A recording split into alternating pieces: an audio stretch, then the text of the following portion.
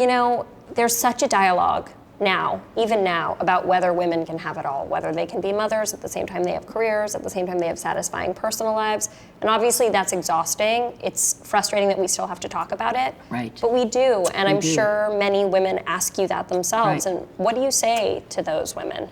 Well, I say, look, it's a set of questions everybody, if they're honest, has to admit they struggle with. And there is no, one size fits all, but I think there are some, perhaps guidelines that people can look to.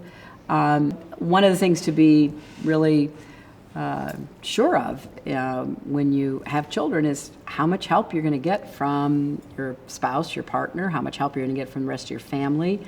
And you have to think that stuff through. You have to plan for it. It's not easy under any circumstances to become a new mother. And I've been watching with great joy. My daughter's a great mom, but it's not easy. And I know that. Everybody who's been through it knows that. You need help. You need people you can count on. I think too many women don't have that support system, or they don't ask for help because they think they're supposed to be able to do it all themselves, or they unfortunately don't have anybody in their lives who's going to actually chip in and do what they can do. So I think it's important that you are honest about what your own limitations are, what you think you can do, and how much help you need to be able to do it. I also think we do a pretty lousy job in our country of supporting women in work. It's hard to be living that double life experience where you have family responsibilities. Maybe it's a marriage and children, or maybe it's caring for an elderly relative. Everybody has something that they are called upon to try to deal with. And we just make it about as hard as we can in the entire world, as far as I'm concerned. We basically say to young women, well, go make these decisions and then you're basically on your own. And I think that's short-sighted, and I think it's, counterproductive, because I want young women to realize they've got a lifespan where they can do so much. I have friends who had their first child at 18 or their first child at 45.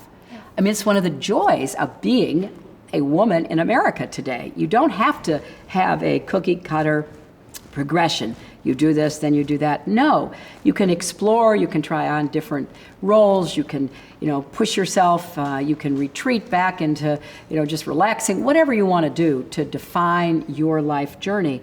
And it doesn't have to be the journey of your mother or your friends. It can be your journey, but you have to be really honest with yourself about what are the tools you have that will enable you to succeed at whatever you set your mind to.